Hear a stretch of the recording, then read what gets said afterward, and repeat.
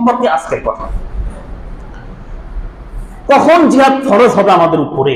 প্রত্যেকটা সুস্থ, প্রত্যেক সাবালক, প্রত্যেক সুস্থ পুরুষ ব্যক্তির উপরে জিহাদ কখন ফরজ।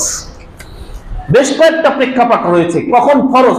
যেমন প্রত্যেকের উপরে সালাত ফরজ, ঠিক প্রত্যেকের উপরে জিহাদ ফরজ। এটা কখন?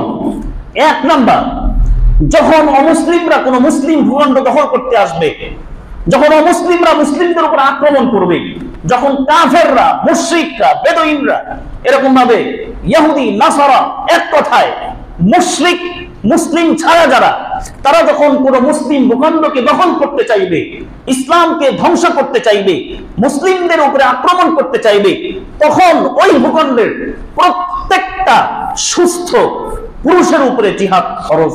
তেমনই ফরজ যেমন প্রত্যেকের উপরে সালাত ফরজ। খুব ভালো করে মনে রাখবেন। এবং আরো কিছু প্রেক্ষাপট রয়েছে, এটা হলো গুরুত্বপূর্ণ, যে জিহাদ ফরজ প্রত্যেক ব্যক্তির উপরে ফরজ। আর একটা আছে জিহাদে, এটা হলো ফরজে কিফায়া, যে সবার উপরে না, একটু জরুরি সেখানে একটা বাহিনী পাঠানো।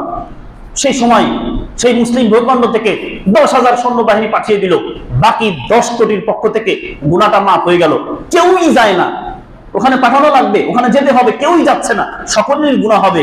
10,000 পাঠালে হয়ে যায়, 10,000 পাঠানো হয়েছে, বাকিদের গুনাহ মাফ হয়ে যাবে। যেমন জানাজার সালাতটা ফরজে কিফায়া, গ্রামে জানাজা পড়ে আছে, কেউই জানাজা ধরে না, জানাজা পড়ায় না, সবার উপরে গুনাহ হবে। মোটামুটি 10 জন, 15 জন, 20 জন, 30 জন জানাজা পড়ায় ফেলছে, বাকি গ্রামের আরো 800-900 জন পড়ে নাই, কারো গুনাহ হবে না।